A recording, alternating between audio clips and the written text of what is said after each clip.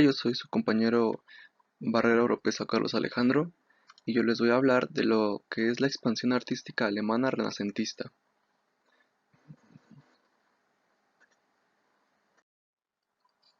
Bien, primero empezaré explicando un breve contexto de lo que fue el Renacimiento en Alemania. El Renacimiento fue en gran medida impulsado por el renovado interés en el aprendizaje clásico y también fue el resultado de un rápido desarrollo económico a principios del siglo XVI. Alemania era uno de los países más prósperos de Europa a pesar de un nivel de urbanización relativamente bajo, en comparación con Italia o los Países Bajos. Se benefició de la riqueza de ciertos sectores como la metalurgia, la minería, la banca y los textiles. Más importante aún, la impresión de libros se desarrolló en Alemania, y las imprentas alemanas dominaron el nuevo comercio de libros en la mayoría de los demás países hasta bien entregado el siglo XVI. Con el contexto explicado, ahora podemos pasar con el primer tema, que es la pintura. Con el Renacimiento surgió en Alemania un tipo peculiar de arte. En contraposición con las obras creadas en Italia, se abre así el llamado siglo de oro de la pintura alemana, con pintores como Grunwald, que nació en 1470 y murió en 1528, Hans Holbein, Alberto Durero y Lucas Cranach. A la tradición gótica alemana expresionista y patética se le une ahora la influencia italiana y llegada a la Reforma Protestante, lo que provoca una pintura con personalidad propia. Ahora explicaré lo que es la escultura. La prosperidad de los ciudadanos germánicos se afianzó con el alargamiento de la época gótica, produciéndose en los primeros decenios del siglo XVI la introducción de la escultura renacentista con la influencia de la escuela florentina italiana. La mayor parte de esta escultura se realizó de madera, por la gran riqueza forestal de sus regiones y con una magnífica policromía dorado.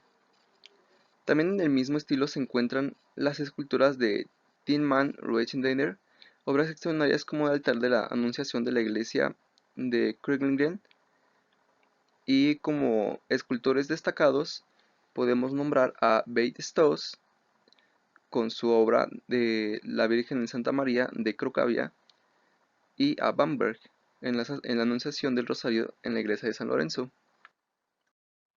Por último tenemos lo que es la arquitectura. La arquitectura renacentista en Alemania fue inspirada primero por filósofos y artistas alemanes como Alberto Durero y Johannes Reuchlin, que habían visitado Italia. Importantes ejemplos tempranos de este periodo son especialmente la residencia Landshut, el castillo Heidelberg, el palacio Johannisburg y la iglesia de San Miguel en Múnich, la iglesia renacentista más grande al norte de los Alpes. Una forma particular de la arquitectura renacentista en Alemania fue el llamado Renacimiento de Weser, con ejemplos prominentes como el Ayuntamiento de Bremen y el Schullium en Helsmet. Bueno, sin más que decir, eso es todo lo que... Yo soy Kenia Lisset y les voy a hablar sobre el arte renacentista en Francia. El Renacimiento francés fue el movimiento cultural y artístico en Francia entre el siglo XV y principios del siglo XVII. El periodo está asociado con el Renacimiento paneuropeo, una palabra utilizada por primera vez por el historiador francés Jules Michelet para definir el renacimiento artístico y cultural de Europa. Arte en Francia. A finales del siglo XV, la invasión francesa de Italia y la proximidad de la vibrante corte de Borgoña pusieron en contacto a los franceses con los productos, las pinturas y el espíritu creativo del Renacimiento norteño e italiano. Y la inicial, los cambios artísticos en Francia, fueron a menudo realizados por artistas italianos y flamencos, como Jean-Claude, y los italianos Rosso Fiorentino y Niccolò de Albate. El arte de la época de Francisco I a Enrique IV se inspira a menudo en los últimos desarrollos pictóricos y escultóricos italianos comúnmente conocidos como manierismo, asociados con Miguel Ángel y Parmigianino, entre otros, caracterizado por figuras alargadas y elegantes y una dependencia de lo visual retórica, incluido el uso elaborado de la alegoría y la mitología. Hay una serie de artistas franceses de talento increíble en este periodo, incluyendo el pintor Jean Fouquet, que logró retratos increíblemente realistas y notables manuscritos iluminados, y los escultores Jean Goujon y Armand Piron. Arquitectura en Francia. Uno de los mayores logros del Renacimiento francés fue la construcción de los castillos del Valle del Loira, ya no concebidos como fortalezas. Estos palacios de placer se aprovecharon de la riqueza de los ríos y tierras de la región del Loira y muestran una notable habilidad arquitectónica. El antiguo castillo de Louvre en París también fue reconstruido bajo la dirección de Pierre Lescot y se convertiría en el núcleo de un flamante castillo renacentista. Al oeste de Louvre, Catalina de Médicis había construido para ella el Palacio de las Tullerías, con amplios jardines y una gruta. La ascensión de Enrique IV de Francia al trono trajo un periodo de desarrollo urbano masivo en París, incluyendo la construcción del Puente Nuevo y el también llamado Palacio Royal. Yo soy Aaron Zapata y voy a hablar del Renacimiento en América. La expansión artística del Renacimiento en América Latina. La España que descubre América Latina es la de los Reyes Católicos, una España que entra en el Renacimiento apenas salida de la Edad Media. Sin embargo, con la hazaña del almirante Cristóbal Colón y todos los que con él zarparon en busca de nuevas tierras, se trajo a la historia el mundo que existía en Occidente, y con ella los cambios e influencias que ejercieron los colonizadores a los nativos en estos nuevos territorios. El Renacimiento español se continúa en América. El arte colonial hispanoamericano es desarrollado en las colonias españolas en América, desde su descubrimiento por Cristóbal Colón en 1492 hasta la independencia de los diversos países americanos a lo largo del siglo XIX. Los indígenas incorporaron su arte a la colonial. El arte colonial ya no es ni español ni indígena, sino hispanoamericano. El arte colonial será fiel reflejo del arte efectuado en la metrópoli, suponiendo el final de las representaciones artísticas autóctonas, el arte precolombino. Vemos, por tanto, en el arte colonial los mismos estilos artísticos que se desarrollan paralelamente en el continente europeo, principalmente el Renacimiento, el Barroco y el Rococó. La llegada de los conquistadores supuso una gran revolución, sobre todo en el terreno de la arquitectura, con la traslación de las diversas tipologías de edificios propios de la cultura europea, principalmente iglesias y catedrales. Las primeras muestras de arquitectura colonial en América tuvieron, al igual que en la metrópoli, cierta pervivencia de rasgos góticos. Si bien pronto comenzaron a llegar las nuevas corrientes que se producen en España, como el purismo y el plateresco, un ejemplo, la Catedral de Santo Domingo, al iniciarse la colonización, la arquitectura que se desarrolló principalmente fue de signo religioso. Por orden real, el primer edificio que se debía construir en cualquier nueva ciudad debía ser una iglesia. Durante la primera mitad del siglo XVI, fueron las órdenes religiosas las encargadas de la edificación de numerosas iglesias en México, preferentemente un tipo de iglesias fortificadas, en un conjunto almenado con iglesia, convento, un atrio y una capilla abierta, llamadas capillas de indios, como el convento de Tepeaca, el de Huetzoncingo y el de San Gabriel en Cholula. A mediados de siglo se empezaron a construir las primeras grandes catedrales, como las de México, Puebla y Guadalajara. Se sigue por lo general la planta rectangular con testero plano, tomando como modelos la Catedral de Sevilla, la de Jaén y la de Valladolid. En Perú, en 1582 se inició la Catedral del Cusco y en 1592 la de Lima, ambas obras del extremeño Francisco Becerra.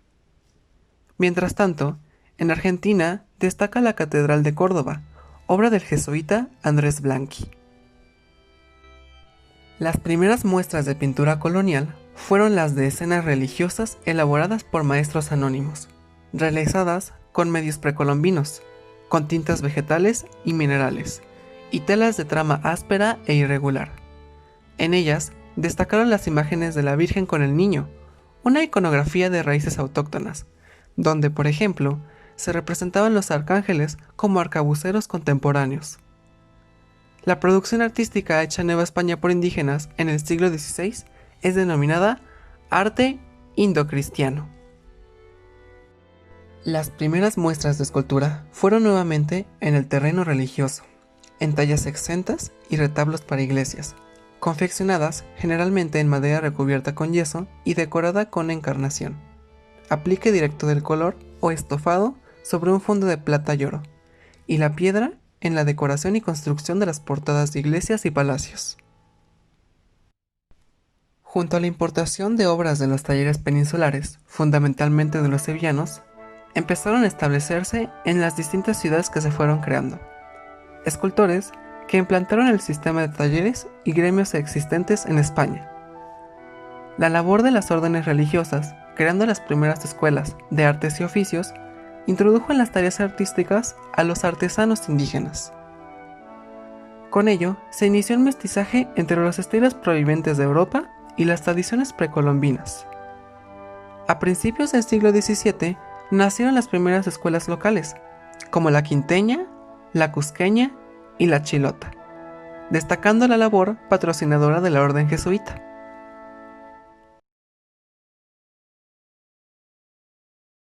En la Edad Media, este topónimo designaba solo el condado de Flandes, entidad feudal fundada en el siglo X. En los siglos posteriores y en particular durante la época de los Países Bajos españoles, la palabra Flandes pasó a cubrir un territorio mucho más amplio, correspondiente a grandes rasgos la zona de la Europa occidental denominado actualmente Bélgica. La pirámide social de Flandes renacentista era el rey, descendiendo a el alto clero, clero medio, bajo clero, alta nobleza, media nobleza, baja nobleza, los burgueses o ricos, los niveles modestos y pobres. A finales del siglo XVI, con la división de los Países Bajos entre la zona católica vinculada a la monarquía hispánica y la zona protestante independiente, se establecerá la división cultural y artística entre los núcleos artísticos del sur, escuela flamenca, y los del norte, escuela holandesa. Dentro de la pintura flamenca existen varias escuelas, la italianista, la reaccionaria durante los siglos XV a XVI y la naturalista o colorista de las escuelas de Amberes del siglo XVII. Las dos primeras hacen referencia a la pintura de los Países Bajos que surgió dentro del Renacimiento europeo. Estaban formadas por un conjunto de artistas relativamente aislados de la Revolución del Renacimiento y algunos, como la escuela reaccionaria, contrarios a las influencias italianicentes.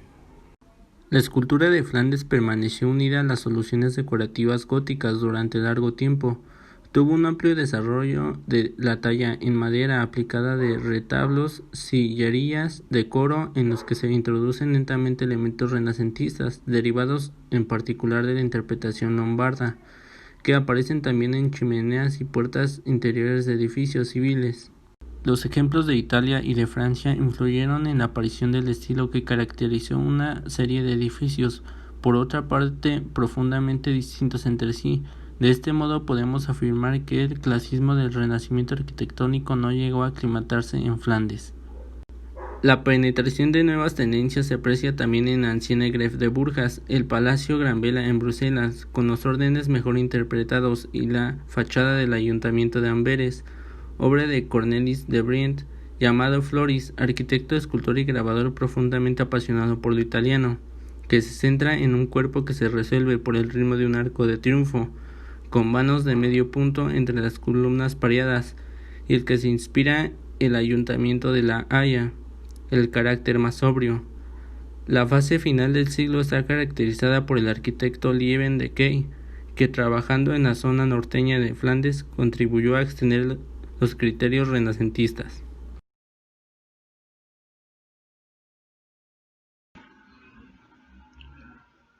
Renacimiento en España. Presenta alumno Juan Carlos Flores Cervantes. Arquitectura. Plateresco. Se le denomina así al comparársele con lo menudo y rico de la decoración de las labores de los plateros. La moda de la decoración italiana llega pronto, incluso por piezas importadas, pero sin desmontar la estructura gótica de los edificios.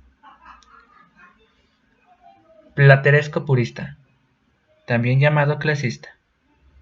A partir de 1530, las estructuras arquitectónicas se acercan más a la renovadora oleada procedente de Italia, y la profusa decoración cede paso a una mayor búsqueda de la armonía y de las proporciones más acorde con la tradición clásica. A ello contribuyeron factores como la emulación de los ideales de la corona por parte de las familias de la alta nobleza que contribuyeron a un gran desarrollo urbanístico, como en Guadalajara, Alcalá de Henares o Úbeda, la difusión de tratados renacentistas italianos y del programa imperial de Carlos V de exaltación nacional, con un interés por divulgar una imagen más clasicista. Herreriano. En el último tercio del siglo XVI, en tiempos de Felipe II, surge este nuevo estilo, que tiene su punto de partida en la construcción del monasterio del Escorial, obra debida a Juan Bautista de Toledo y a su continuador Juan de Herrera. Desnudez decorativa y rigor geométrico, gusto por las relaciones matemáticas entre los elementos, con volúmenes netos y aristas vivas, cubiertas de manera revestidas al exterior de pizarra, en las torres chapiteles, adornos de pirámides y bolas. Escultura. Valladolid se va a convertir en el principal centro de escultura renacentista española. En el primer tercio del siglo se introducen las formas y estética del arte italiano, trabajando en España gran parte del número de extranjeros como Domenico Fancelli, que trabaja realizando el Sepulcro de los Reyes Católicos, o Felipe Bigarni. Este es la figura más interesante y compleja. Su primera etapa presenta influencias góticas que se desplazarán al entrar en contacto con autores como Berruguete. Realiza el altar mayor de Granada, donde abandona las formas del Quattrocento, incorporando figuras de mayor tamaño y dramatismo por influencia de Berruguete. Pintura. La pintura española del siglo XVI en general ofrece un nivel bastante mediocre si la comparamos con el arte pictórico italiano o flamenco de la misma época. La pintura española en el Renacimiento se caracteriza por su escasez de temas profanos y exclusiva dedicación a temas religiosos. También se desarrollan los temas mitológicos, pero por encargo de la alta nobleza o colecciones reales. Se desarrolla la técnica de la pintura al óleo sobre la tabla. Antropocentrismo. A la religiosidad medieval, que hace que la vida gire en torno al amor y al temor a Dios, sucede una actitud antropocentrista, según la cual el hombre es el centro y la medida de todas las cosas, el punto de referencia de todo lo creado.